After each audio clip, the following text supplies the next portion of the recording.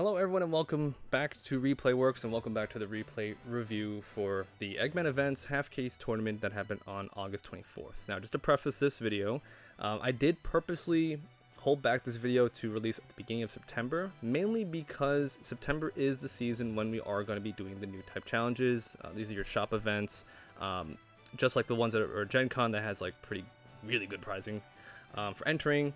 I want to hold this off because I noticed that this tournament, along with the upcoming Eagle's Nest video that I'm going to do on last week's local, is also a very good indicator of what the current meta is in terms of an overall view. You're not going to see any rogue decks pop up.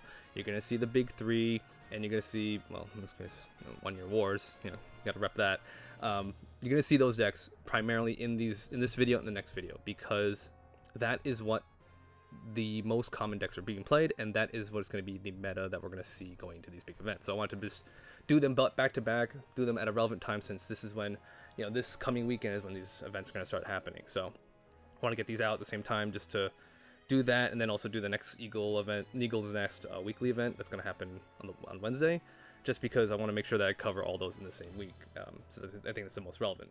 So with that being said, before we jump into this, just a quick reminder: if you are not subscribed to the channel, and you do like the content, and you do like me listening and to like reading all these deck lists, looking at the breakdowns and all these numbers, please leave a like, please subscribe to the channel. It means a lot to me that this channel is growing very fast. I want to keep up that momentum as we go into competitive season, since I will also be playing. I personally do these to keep up to date with what's going on around me, so I'm not surprised when I go to locals and I know what to expect against each matchup, even though I can't play as often as I would like to. So again, if you're not subscribed, like to subscribe. If you are subscribed, thank you for subscribing. It means a lot to me. Now, let's get going with this. So, the top 4, we have 2 Unicorn Tempos, we have a red-blue, and we have a green-white. So, this again, like I mentioned, these are going to be the 3 decks that you're going to see a lot in the current meta. These are, I would say, the quote-unquote safest decks to play if you're undecided, because they all have very good matchups against one another, depending on like what text each deck is playing. But overall, they have a very focused strategy for each of them, and I think that's why, like I said, this is we're going to see a lot in the upcoming events. And I wouldn't be surprised if if any one of these can make it to first place, right? And I think I always preface this: Unicorn Temple might have won. Depends on what the final round was in Swiss, because I don't believe there was a top 8 playoff, and even if there is, it also depends on what that is, right? Because whoever gets pairing against who, like for example, Unicorn Temple versus Cyber New Type, I think is a pretty even matchup. It comes down to if Unicorn can get that play on exactly turn 5, turn 6, or if Cyber New Type gets it like back to back Link Kshatriyas, right? So that's why I like Gundam so much. It's not like an instant loss. It's more like it really depends on how the game went and how the game progresses. That's why I would like to see like these final matches being like on like a separate video, But enough of that. Let's go on to what the decks were played in the top 16 for this event, and we see that it's 6 green white, 5 red blue, 4 blue white, and 1 green blue 1 Year War. Reppin'. So like I said, this is what you're going to see going into almost any shop challenge, unless you have a really good locals where everyone likes to experiment, and I think that's fantastic. But if it's a little bit more geared on competitive side, if people are more competitive minded, then this is what I think your distribution is going to be, minus the green blue players, since we're around. We might not top, but we'll be there, because we got to rep aggro somehow. So just be prepared to see these. It really doesn't matter on like which one. Like green white here is the most like played in the top 16, or made it to the top 16, but that doesn't mean that it wasn't probably the most played in that tournament, right? There's 120 players. The most played could have been blue white. It could have been red blue, right? For any other given tournament, just expect any combination of these 3 just to be like higher than average compared to everybody else. Now, that being said, these are your unit stat lines per level. Again, just to show them off, you're gonna need to know what to expect on each level, for each color, for each matchup. For example, level 3, you're gonna expect to see Lifrit there, right? If you're playing against a white deck, they're gonna be playing Lifrit most 9 times out of 10. If they don't, they're playing Academy aggro, so you have other things to worry about. But like stuff like that, you gotta know where you're level 3 white deck. Okay, they're gonna put down Lifrit on that turn most likely. If they don't put Lifrit, they're probably gonna put down Zawart, and if they don't do either, well, that's pretty good for you actually if you're playing a rush deck, right? So just keep in mind of what to expect and know what these numbers are. You want to hit certain thresholds. Like for level 4, you want to try to be at 4 on that turn. You want to try to be around like 4 HP to make sure you live through any non-linked attack, right? So just leaving these here. I just like putting this here so I can like just look at them week on week, you know, in case there's any like weird shifts. Like if everyone was playing aggro, then we just see like a huge distribution shift, right? But yeah. Okay, so this is new. This is a little chart that I found on Reddit explaining the matchups between control, combo, ramp, mid-range, aggro, and tempo. I threw a lot of words at you just now in a very confusing diagram, but I'm also working on a separate video on that to explain this in a little bit more detail in terms of what each of these mean. You see these words thrown around, like for example, the unicorn tempo, freedom blocker, right? That could be a little bit control. You see like Xeon mid-range. In this case, I value that as Kshatriya. Like the 1-year war aggro, right? I use them like Wing Zero or Wing Gundam ramp. So you're gonna see these popping around everywhere in terms of wording. If you don't know what the words mean, don't worry, I got you covered in a separate video. But in terms of the matchups, this is what it means to me, right? And bear with me. And this chart looks confusing. It might be a little more confusing if I turn it 90 degrees to the right, but it does show off with nice little sprites from Super Robot Wars of each of the headliner decks, right? So the aggro slot is Char's Gelgoog, and theoretically that's supposed to be able to beat the tempo deck because that needs to have like it only pops off on turn 5, and at that point the game should have ended if you're playing 1-year war. It's supposed to beat the freedom blockers. I don't think people are gonna try to play that. It's more of a control deck. But aggro's supposed to beat that because control is a little bit slower in the first 3-4 turns. Aggro is supposed to just plop guys on the field that early. If they don't, well, the game's going to be a little bit bad for you. The unicorn deck is supposed to be able to beat the ramp deck. I think we've seen that in other videos, along with the freedom blocker deck, which we also have seen because we don't see freedom blockers that often anymore either. I chose to remove combo from this. That's why there's a big cross-out sign there. Combo I don't think exists in Gundam.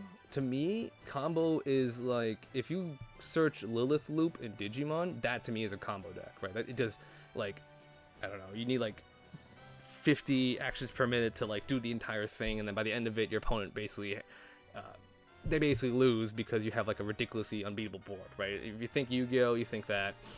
I don't think we have that just yet. Eventually we'll have it, but for now just ignore that combo and ignore the yellow. And then we have freedom blockers, which should beat wing ramp. Kinda did. That one is the only thing I'm like kind of iffy on because they both played very similar cards in the beginning. Just Wing Zero had the better end game, so I would say that Wing Zero probably was able to take that a little bit better. And then Control beats the mid-range deck, the Kshatriya deck, because well they have better stats, they have blockers. Kshatriya early game, they don't really have access to anything other than Rezel that's really strong, that's going to clear like a Lifrit or Zawart cleanly. Actually, Zawart trades. So that's why that makes sense to me. And then Kshatriya, the mid-range deck, is supposed to beat the tempo deck, it's supposed to beat the aggro deck. Personal experience, I can say for sure it definitely beats the aggro deck. It comes down to who gets the link unit on final turn. But yeah, take a screenshot of this if you're watching on your phone. You can look at it any other time. I'm going to be explaining this a little bit more detailed than my 2-minute, 3-minute summary of this, because I think we're going to have such a really unique meta. And the weird part is we're going to have purple thrown in most likely by the end of September, so I'm not sure how that's going to change up our meta, since that is a very control heavy playstyle. But alright, enough of that. We got this settled. Let's move on to the actual deck list. Let's look at the first place deck list, right? This is going to be your, I would say, standard template, quote unquote standard. There's at least like probably 3 cards here that I can say that can be swapped out at any given notice, right? So we have Unicorn and Bonanger maxed out at 4. Makes sense. You want to see these guys. These cards are unsearchable. If you do not have Unicorn mode and you only have Destroy mode, you're sitting there till turn 7 to be able to play it. Likewise, if you have Unicorn, and you don't have destroy mode, then you lose a really strong turn, link turn, right? Likewise, Benandra also does not link with anything else other than those two, right? So he's not doing anything for the first 5 turns of the game. In addition to here, we have some. I want to put this out. There's some interesting tech here, like the Sword Strike. I'm a huge fan of. Seen my anti-aggro budget deck with the Hawk of Endymion, right? Hawk of Endymion is way better to put in the deck because then you have more access to link units. You can, you have access to, of course, the 4 Kiras, but you can also use Hawk of Endymion as like either you need to bounce something or link it with Sword Strike. So those are really good like additions to the deck. It does help slow down the pace of the game until you have the insane destroy mode turn. We got Ale Strike here, of course. I'm pretty sure if you see Ale Strike, you're going to see Kira at maxed out.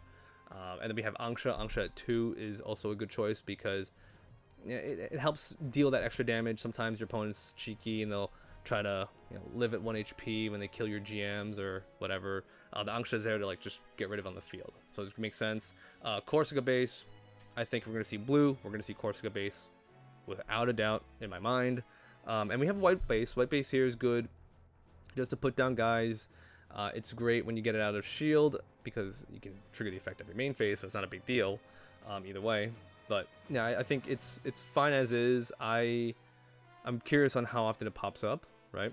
And then of course to round it out, we have Overflowing Affection and Show Resolve, right? Just to like towards a certain point. I think if I'm looking at this correctly, turn 3 you play Lifrith, so turn 4 you have a little bit of breathing room to dig to get the unicorn. If not turn 4, definitely turn 5. Like if turn 4 you have more aggro, you go more aggro. Then turn 5, if you're missing a few pieces, you can use up the resource just to draw all the cards you need.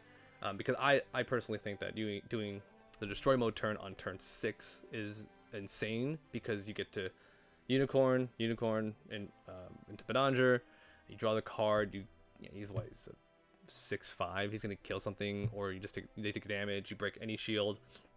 Pop it with Unicorn Destroy mode, get back Benandra, link again, draw another card with Benandra, swing, rest something, and you still have probably like at least like let's say an Angsha in the field, right, to be able to clean up whatever Unicorn Destroy mode rests.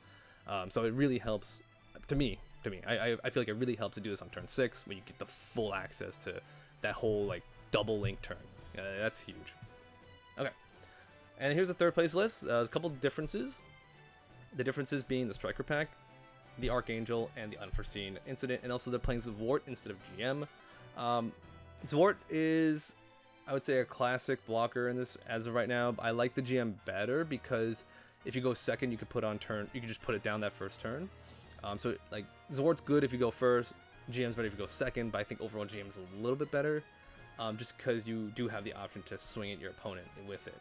But player preference at that point, right? Because this deck is playing more blockers, so that's why it has Archangel, so it's able to reactivate them, and you can be a little bit more aggressive with them, especially Lifrith.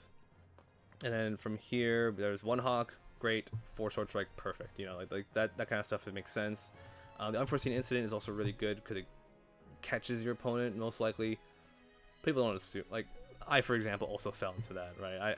As my aggro deck, I'm like, oh, I have a 3 attacker, I'm gonna swing 3 at this guy that's, like 3 HP left. Unforeseen Incident. I just lost my guy.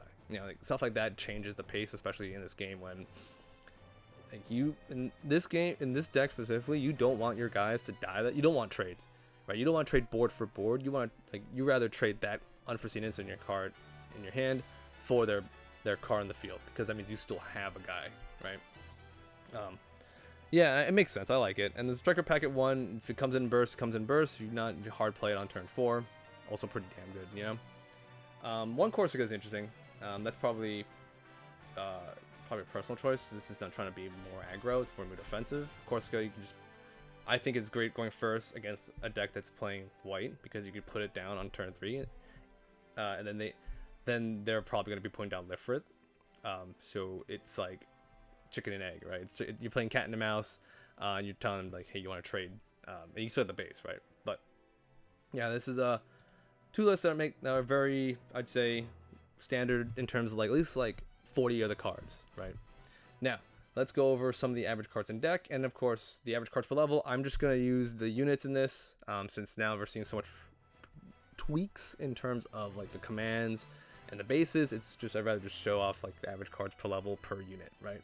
So we got 26 flat units in the deck, which does make sense because you are going to be playing 9 to 10 commands. Those are mostly the draw cards, and now we're starting to see like the Mula Flaga gets put in that little command pilot slot. We're seeing Unforeseen Incident get put in. We're seeing Striker Pack get put in, right? So those are increasing more, but most of the commands in this case, they're going to draw you cards or get you a board. I treat like Striker Pack as a basically unit in all intents and purposes. Then we have your pilots, anywhere between 8 or 9. Like these two decks we saw, they just had the 8, Benanger and Kira, makes sense. Bases, anywhere between 4 and 5. I think mostly 5 is the general consensus, but as we saw from the first place list, 4 is also pretty good too, right? So you don't go wrong either way in terms of which base, in terms of the ratio. You just got to make sure that you stick to, like, if you're playing a lot of blockers, play the Archangel. If you're not and you want more aggro, you play the Corsica. If you feel like you need the ability to generate guys very easily, play the white base, right? It just depends on you as a player and how you feel, you know? And the average cards per level, we have most decks are playing, they're going to be playing 4 level 2s, which is going to be the Swords, or in this case, a GM. Level 3, we see a lot of, which is where Lifrits come in. You could make a case for, like, I don't know, Gun Cannon, I guess, if you do play Amuro. Depends on the list, you know. And then we have level 4s. This is going to be your Sword Strikes. Yeah, I think Sword Strike is definitely going to be a huge mainstay here. Level 5 is when we start to pop off. That's when you get your, your Ale Strike, your, Unicorn's level 5. I always forget, because even though Unicorn Destroy Mode's level 7, it really doesn't get treated like that. You can bring out, like I said, turn 5, turn 6, doesn't matter. Yeah, so like this is kind of your distribution on what to expect. You're going to see a big dip on turn 6, but again, don't let that fool you. That big dip in turn 6 is only because the better turn 6 play is just to do Unicorn Destroy, double link. It's an insane turn. Okay, so here we go. Average AP, cost, and HP. As per usual, because we are seeing more of these decks play Zawart, we're going to see them a little bit higher in terms of the attack on level 2. Level 3, I think, is a little bit more stable. We got Lifrith, we got Rezels, right? Those are Rezels, the other one I was thinking of. We're always going to see those, I think, in the deck just because they work very well together, depending on the matchup. Level 4s, Sword Strike, enough said. Yeah, and then 5, 6, 7. 6 is probably like could be any tech from there. Man, what is? No, Big Freedom 7. We do see that show up in the numbers there.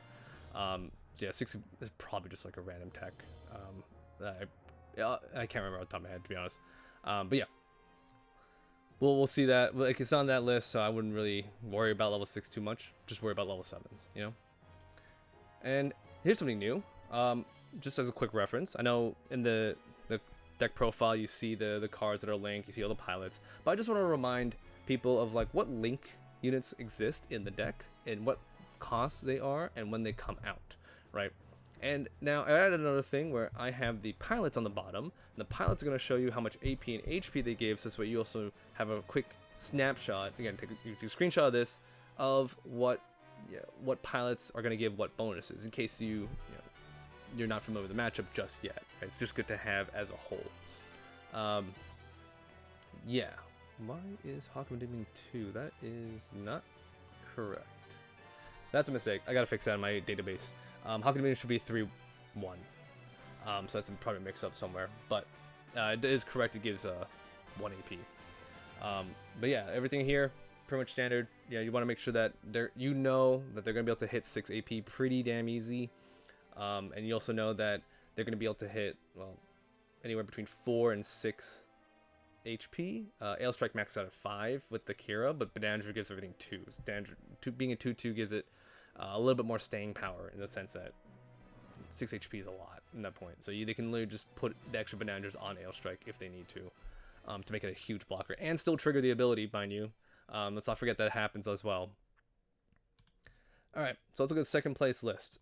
So we got the Cyber New Type Blue Red Ping deck, right? And there's a lot of familiar faces here, right? We have the GMs, we have the Jins, we don't have Zaku Mariner, much to my lack of amusement.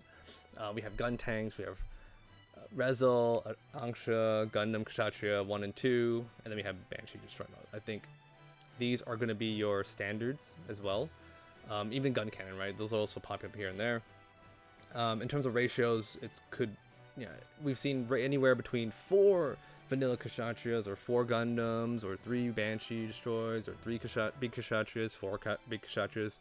The ratios, it's player preference at that point. I don't think you go wrong either way depending on how you feel. But we do see some, I think, very much standardized at this point. Vesalius, Corsica base. Some decks may flip-flop between the two, but I think, again, if we're playing blue, we always see the Corsica base. Bam. Vesalius does help to get extra numbers, so that way these guys can start hitting a little bit harder. And for example, it makes Gun Tank able to hit 2, which is able to trade into like a GM or Charge Zaku 2, for my example. Allows GMs to trade into Rezels. And allows Rezel to break base, stuff like that. So these all add up over time. Battle of Aces is probably the best addition to this deck because it makes sense. Like, either it gets bursted, you deal 2 damage to something that's trying to rush you, or you deal 3 damage to a damaged unit, which is very easy to do when you have gun tanks and Angshas floating around, and when you have, like, later on, the Kshatriyas being able to poke damage, right? Yeah, so again, expect all of these units in tandem. I don't think there would be too many changes. If they were playing Zaku Mariner, it's there to throw you off. Just don't worry. They're not playing 12 2/2s. I'm pretty sure they're not doing that. There's no way. So with that being said, let's look at the breakdowns. Right, we got at least 31 to 32 units, 8 to 9 pilots. I want to go on a limb and say the 9th pilot is Sayla. Sometimes we have 6 commands. Pretty standard. I think at this point it's solidified. 2 Battle of Aces, 4 Show Resolves, or 3/3, right, depending on player preference. 4 to 5 bases. I think at this point I can just go on a limb and say that 4 to 5 bases is pretty much your standard ratio, unless you're me, who only plays 3. And in this case, they have Vesalius, they have Corsica base. I don't think we're going to see white base pop up here and there in this deck, only because Corsica base does do a lot more for white base, especially when you don't expect anything. Like, you don't need to generate the 1/1 every turn when you're just trying to end the game fast, right? You just want the guys on board as soon as possible. You want those tall geese on turn 3, or you want to be able to just put down more Leos as the game goes on. Average cards per level, here we go. Level 2s, we have a ton of them, right? The vanillas, the vanilla 2/2s, we have Gun Tank, take your pick. Level 3s, Rezel, who I really hope I shouldn't forget anymore because he's a really good card. We always have Gun Cannon as well. Definitely Rezel though. Rezel is probably going to be the most expected one. Level 4s, we got Mini Kshatriya, and we have Gundam. Those are the 2 most likely suspects, but also Angsha. Angsha's there. And he's going to, every now and then, he's just going to come out and just deal 1 damage or something. Or, if they have 2, they're just going to deal 2 damage or something. So it's going to help swing the board really well. And level 5, it's only going to be big Kshatriya. At level 6, depends on the deck, but I think playing anywhere between 2 or 3 Banshee Destroy modes is better, because it only works when it's linked, and it only links with Merida, and Merida only works really with, in this case, the bigger half of the deck, and you'd rather just use it for Kshatriya. The Banshee there is like a Hail Mary save, like final turn save, if you can get that link off, right? Alright, and here's your breakdowns from here. Yep, got low end on the 2s. 3 is going to hover on 3/3s. Or actually, it depends on the gun cannons as well. The gun cannon's going to probably bring that down as well, because we have Rezel, gun cannon, those cancel out. So it depends on how many they're playing. But yeah, most likely they can just put down any one of these on turn 3 if they go second at their level 3, which is also really good too. Huge. It's a very strong momentum shift, since it can start to threaten to break EX base from there. Level 4, we got usual suspects, Gundam Angshas, so definitely a little bit higher on the defense side, but definitely still around, we're starting to curve around 3. And then once we hit 5 and 6, it's actually funny. 5 and 6, if they're paired with Marita, they only hit 5 HP. They don't go any higher, but they are going to be 7 attack. So they are going to be able to deal with a lot of stuff from there. So just keep that in mind. And of course, with all the ping damage flying around, everything kind of gets bumped up by 1 here and there. And here are your link units. We only have Marita and we only have Amuro. Both of them give 2 AP, 1 HP, right? Those are just for you to know, right? But remember, everything in this deck does not cross 5 HP. That is probably the biggest complaint my playtester friend George has, where they are vulnerable to siege play. They are vulnerable to getting just chopped down by I don't know, like literally any link unit at that point. Well, not the 1/1 link units, but yeah. And then from here, they can do the gun cannon plays if they have the Amuro, so I can rest 2 units. That can be a huge momentum shift on turn 4. Pretty good. They have access to Marita at any, if they have access to Marita at any point, that's just going to be a very strong board clear. And I find that even though this deck is my worst matchup, I find that it has similar issues, not issues, but it runs into the sentence, the deck would only lose if I don't see my pilots, right? And that's what happens with, well, I think most of the decks that rely on link units to try to push the game forward, since Kshatriya, Unicorn, Gundam, those don't do anything unless you have a pilot. Speaking from experience as a Char player. Alright, so from here, our last deck and last one in the meta is your green-white deck. Now, this deck, I think, is again, I'm going to say this again, pretty standard. This is what you're going to see. The underground bases. Archangel is probably the only tech here that could depend on the player preference.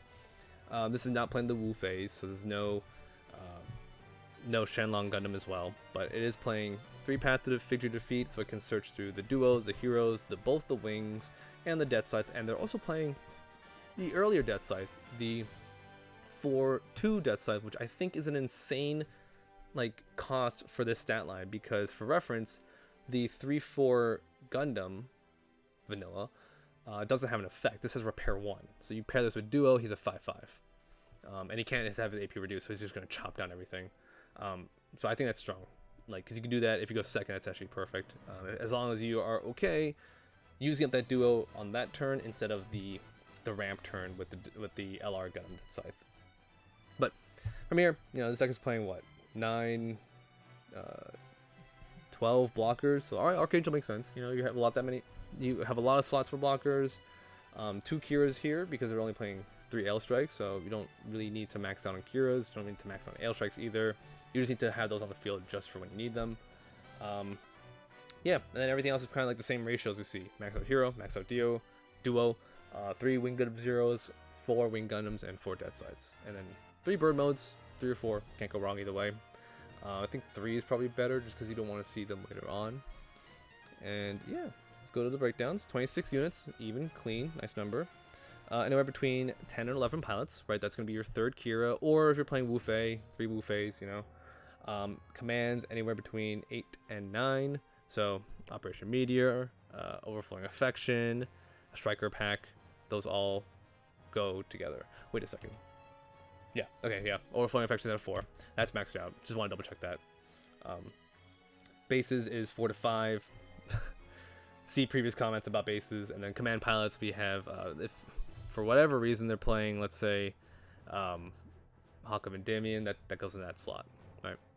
And now we have our breakdown in terms of the units. Anywhere between 3 and 4 Zawarts in the deck. I don't think we are at the point where they're playing the 2/2 vanillas. Level 3s, we got the Bird Mode, we got Lifrit, those are there as well. So we expect to see those, depending if they're going 2nd or 1st. Level 4s when we start to taper down. Before they used to not play level 4 slots. It used to just be blank. Now we're playing the Death Scythe. Death Scythe does help, I think, in certain matchups to help clear the board so you don't get overrun. I think it's better than Launcher Strike because you can... it's a target off of Path of Victory Defeat later on. It's a link unit. More importantly, it's a link unit for duo. In case you end up with a ton of pilots in your hand, you have more targets to link duo with than just the LR Death Scythe. So I like it here. It makes sense. 5e the L Strike. 3 is a pretty interesting average. I think 3 makes sense just because, again, you don't want to play too many Kiras to get in the way of the rest of the deck. And then 6 is when the whole deck pops off, is when you got your... Well, in this case, it's anywhere between 4 Wing Gundam from the Star decks and 3 Death Scythe, or 3 or 4 Death Scythe that are LRs, right? That's when those are the big haymakers. And then the 7 there's someone played a Freedom in it. Yeah, one person played a Freedom. And then the 8s is, you know, I think 3 is probably the better number for Wing Gundam Zeros. But yeah, those are those, and as per usual, here are your costing averages across the board. But keep in mind, the deck's not going to do anything really until it hits that level 6 turn, and that level 6 turn, it's just going to get a free kill off Death Scythe, or it's going to get a free breach off Wing Gundam, and then from there on, it's just going to be haymaker after haymaker after haymaker, and I think that's a really strong sense of the deck, even if, well, I mean, it's stronger if they get the pilots, which is also the theme of almost every deck here, but you know, without the pilots, their effects on their own is still really good. Like, Wing Gundam is probably insane because you can just, their opponent can put down quote-unquote threats on the board. They can just nuke it with this ability. Even if it's a Force 5, it's still way too strong to deal with. And then, of course, we have our only board wipe right now, the Wing Gundam 0 and the level 8 slot. Those are all, you know, the deck again. You're going to see a lot of standard plays. Just know when each level pops up and when each link unit is ready to come out to play, because they are definitely aiming to do this as soon as possible. Definitely aiming to do Death Scythe on that level 6 to get the permanent resource, so that they can go jump to level 8 most likely, or you know, go to level 7 and use up an EX resource because they accelerate a little bit. They're definitely looking to do that as soon as possible, and they're definitely trying to stall out the game early on. I think, again, the Death Scythe I really like as an early game option, just because it helps make sure that the deck has an access to a link that is semi-annoying to your opponent. Because let's say you kill a 2/2 with it, and it repairs 1, it's still a 5/4. So your opponent's got to throw a lot of stuff into it. Otherwise, it's just going to sit there on the field. And I think that's a really, really good card in this deck. I think it's definitely much needed. And then, yeah, Ailstrike and Kira just there as additional link support. I think it's going to be pretty uncommon to see it, but I think the fact that if it does happen, it's also a really big like stall turn, because you get bounce or something and then swing at something else and kill it for free. So those all really help the deck as well. Funny enough, you can also pair the Kira to the Death Scythe the turn after. What's it, 6/4 that minuses 2 AP, so you pretty much walk away unscathed for the most part, even though it has 4. So I like, you know, the Kira works really well with the deck overall, especially when you pair with anyone else later on if it's already down the field. So with that being said, that is it for today's replay review. This is what you're going to expect to see in your local meta. Ratios dependent on the player base, but I do expect to see all 3 of these tournaments if you are planning to build a rogue deck, or like me, if you're playing rush deck that's not really quote-unquote in that, you know, sphere of usage. You gotta know what each deck is capable of on each timing, and when you deck build, you have to have specific answers. You have to have like the game plan going into when you can deal with it. Most times, for me, like, I can look at a card and say it doesn't really do anything after its initial link turn. I don't care. Like, but cards like Ailstrike, it's a huge card. I have to be able to deal with that to deal the final damage, etc., etc. Like, there's stuff here that you want to look at. You want to look at what's being normally played, and you want to anticipate that every single turn of the game, in the quote-unquote most optimal setting of what can destroy your field. So that's that. Just a quick reminder, if you do like the content, just thank you for listening to all the way to the end of me rambling. It means a lot to me, and don't forget to like and subscribe as well. That being said, we will see you in the next one. Catch you then.